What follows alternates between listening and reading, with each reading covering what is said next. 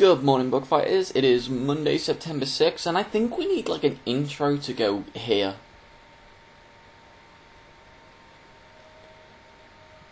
I don't have one. So, I mean, there isn't a lot I can say, really. Obviously, I don't want to give away any spoilers, and I'm definitely not going to give away any spoilers. But what I would like to say is, I absolutely loved these books and this series, for so many reasons. I mean, the one criticism I have, which is a criticism I have maybe with a lot of young adult literature, is I seem to get to the point before the main character does. Like, something will happen, and due to the way literature unfolds, literature in essence is very predictable. You know that one certain thing has to happen.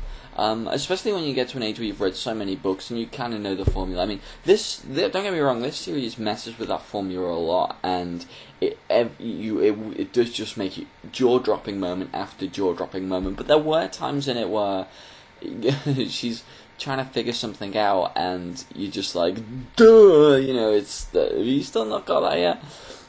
I'm not even. Maybe I said that last week. I can't remember. But overall, staggering trilogy of work from Suzanne Collins. I was an emotional wreck by the end.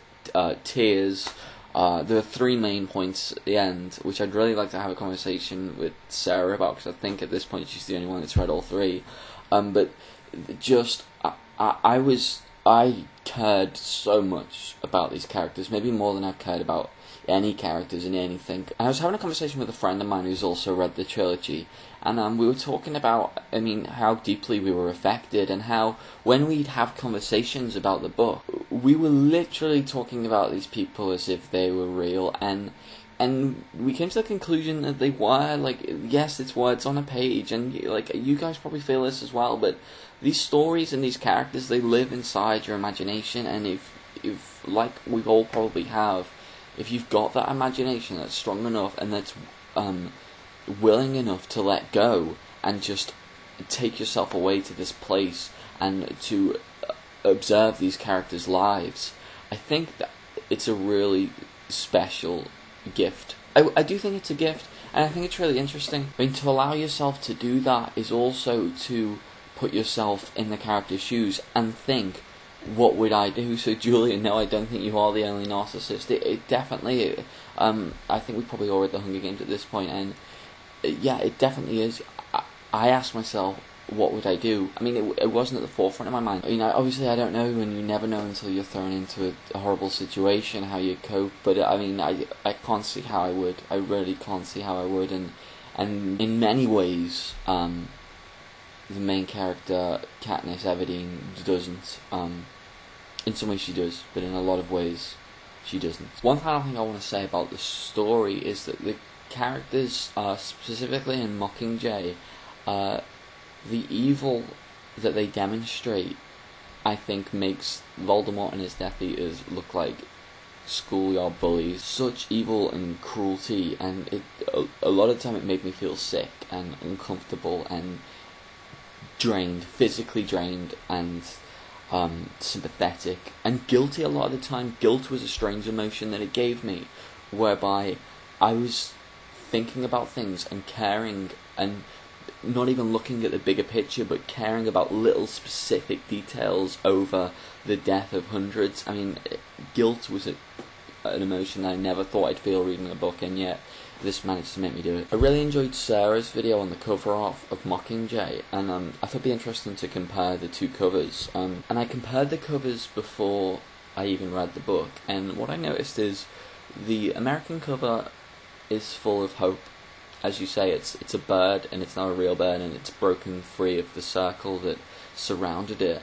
What you'll notice in the British cover is that it's a blaze of fire, and what's left is a single charred feather of the bird that once was. So I don't know what to make of that. Maybe the English are just an extremely pessimistic bunch, or maybe there's some hidden hope in that I can't decipher. Anyway, I'd like to hear what you think about that. This week I'm going to be reading two very different books. I'm going to be reading The Art of War by Sun Tzu. I think I'm pronouncing that right. And it's basically a Chinese war general, and it's his kind of plan of war, his plan of action in the war that they were in at the time. I don't know a lot about it.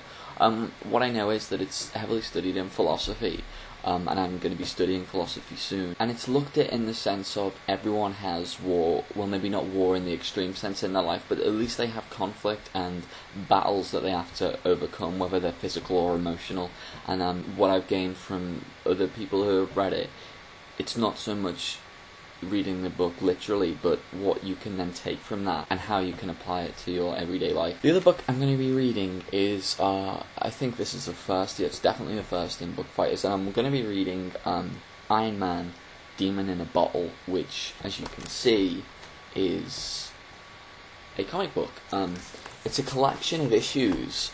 It's a collection of issues from, I think, 1976, where Tony Stark became an alcoholic, and it's a collection of like 9 issues, and it deals with alcoholism, and yeah, it's the collected. It's a really nice classic edition, and I'm very excited because I like comic books a lot. I actually got this for my birthday, so very excited. So Katie, you asked on Thursday if we were fans of audiobooks. I have to say I'm probably not the biggest fan.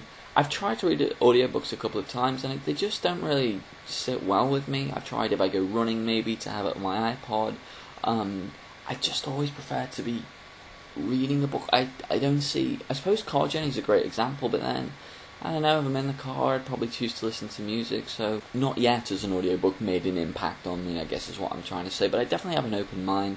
The Harry Potter books in the UK are narrated by a guy called Stephen Fry, whom I adore and respect, and I could listen to him read Harry Potter all day long, even if it's in the background, so I suppose that was an exception to the rule.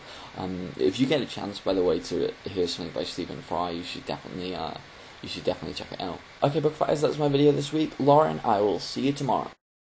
Duh!